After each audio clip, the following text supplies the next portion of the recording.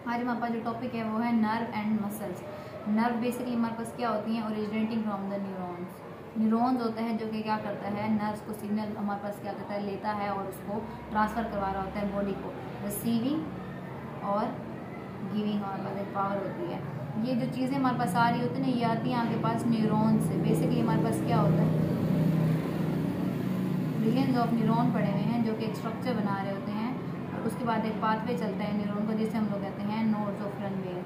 Shivan cells present होते हैं इसके अंदर। जो ये हमारे पास न्यूरॉन का पार्ट होता है, ये होता है डेंड्राइट्स। जो सेंट्रली लोकेटेड है हमारे पास, ये होता है इसका न्यूक्लियस। जो बाहर का पार्ट है वहाँ पर, इसे हम लोग कहते हैं स्टोमेटल बॉडी या फिर सोमा।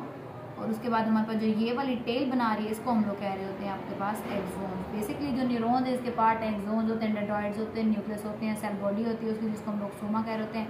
नर्व फाइबर्स होते हैं, फाइबर्स हम कहते हैं धागों को, जो कि कंडक्ट करवा रहे होते हैं सिग्नल्स को और लेके जा रहे होते हैं हमारे पास कहाँ पर, आपके रिसीविंग पार्ट से आपके गिविंग पार्ट तक। अब हमारे पास क्या हुआ कि यहाँ पर सिग्नल जैसे ही आता है तो सबसे पहले स्पार्क ऑन होते हैं, कोई भी कट लगता है, कुछ भी होता है, ब्रेन तक सिग्नल जा रहा है। और सबसे पहले जो ब्रेन के ओपनिंग डोर पे ठहरे होते हैं आपको वेलकम करने के लिए, वो आपके होते हैं डेंड्राइट्स। डेंड्राइट्स से सिग्नल पकड़ना है वहाँ से न्यूक्लियस तक, न्यूक्लियस से उसको लेकर जाएगा आपके नीचे एक्सोन। एक्सोन ने क्या करना है, उसको क्या यहाँ पर जो आपके पास शिवान सेल्स पड़े हुए होते हैं, जिसे हम लोग कह रहे होते हैं, इसके ऊपर सोल्टेटरी कंडक्शन करवाता है। और सोल्टेटरी कंडक्शन किसे कहते हैं, जब आपका सोडियम जो है वो जंप करता हुआ जाता है आपके एक शिवान सेल से दूसरे शिवान सेल तक, इसे हम लोग कहते हैं नोड्स ऑफ रनवेयर। जो पूरा पाथवे चलता है सोल्टेटरी कंडक्शन, जंपिंग कंजक्शन जो होती है कंडक्शन, उसे हम लोग कहते हैं सोल्टेटरी।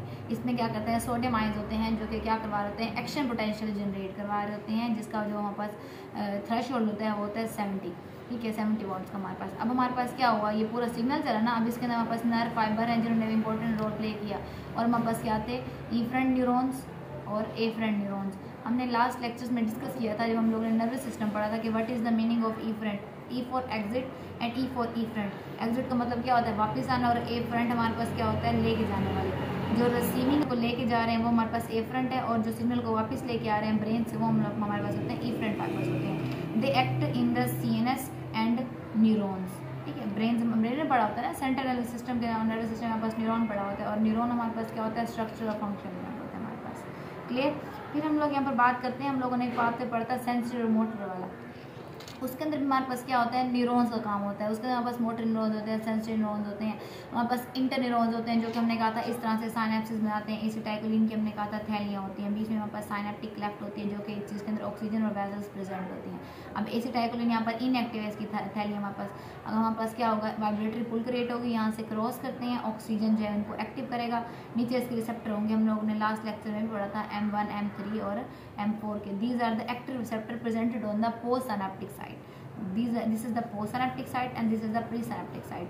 These receptor, these hormones coming from the presynaptic membrane and then passing through the synaptic cleft. After passing from the synaptic cleft, they become active and bind on the active receptor, which will be M1, M3 and M5. These are odd in number, that is why they are active on the site of postsynaptic membrane. अब हमारे पास क्या होता है, जब post synaptic membrane से active होकर लग गए हैं, तो इन्होंने आगे क्या करना है, अपना फंक्शन परफॉर्म करना है। वो चाहे उसने सेल की कॉन्ट्रैक्शन करानी है, उसने मसल की कॉन्ट्रैक्शन करानी है।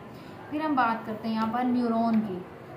हमने कहा जो न्यूरॉन होता है वो क्या होता है, बाईपोलर भी हो सकता है, ठीक है, यूनिपोलर भी हो सकता है, मल्टीपोलर भी हो सकता है और सूडोपोलर भी हो सकते हैं। बाईपोलर में क्या होता है हमारे पास कि एक उसका जो है वो न्यूक्लियस है और दो उसकी क्या होंगी हमारे पास साइड्स होंगी, जहाँ पर क्या होता है न्यूरॉन्स, दो न्यूरॉन्स प्रेजेंट होते हैं वहाँ पर। ठीक है, और ये दोनों वर्किंग में होते हैं एट द सेम टाइम। फिर आपके पास आता है यूनिपोलर। यूनि में क्या होगा, एक ही आपके पास न्यूक्लियस है और एक ही हमारे पास क्या होता है, वहाँ से डेंड्राइड्स और न्यूरॉन्स निकल होते हैं, उसकी शाखाएं जो होती हैं, और ये सिग्नल एट अ टाइम एक काम कर होता है सिंगल एक्सॉन के ऊपर। ठीक है, फिर हमारे पास आता है मल्टी, जिसमें हमारे पास मल्टीपल न्यूरॉन्स भी होते हैं, मल्टीपल एक्सॉन्स भी होते हैं। हमारे पास एक प्रेजेंट है, एक ही हमारे पास स्टेम है, और बहुत सारी इसकी क्या निकल रही होती है, यहाँ से रूट्स निकल रही होती हैं। क्लियर। फिर वो कहता है pseudo. What is the meaning of pseudo, we have said that the pseudo meaning is act as a placebo. We have learn in the ECG that placebo and the fentanyl act as a temporary और not affect in many cases. हमारे पास जो ये अपना pseudo आता है ना, इसका मतलब होता है फॉल्स का, कि हम लोग इसको इस्तेमाल नहीं कर रहे होते। आपकी आता वो एक ही न्यूक्लियस से है, दे दो ब्रांचेज है, लेकिन उसकी ब्रांच जो है वो there will be two branches but one single branch work at the same time. हमारे पास एक टाइम के अंदर एक ही ब्रांच काम करती है। इन केस अगर हमने देखा कि यहाँ से इस न्यूरॉन का डैमेज हुआ है तो दूसरा न्यूरॉन जिसको स्टैंड बाय पे रेस्क्यू करने के लिए पड़ा हुआ होता है। तो ये हमारे पास होते हैं टाइप्स ऑफ न्यूरॉन्स।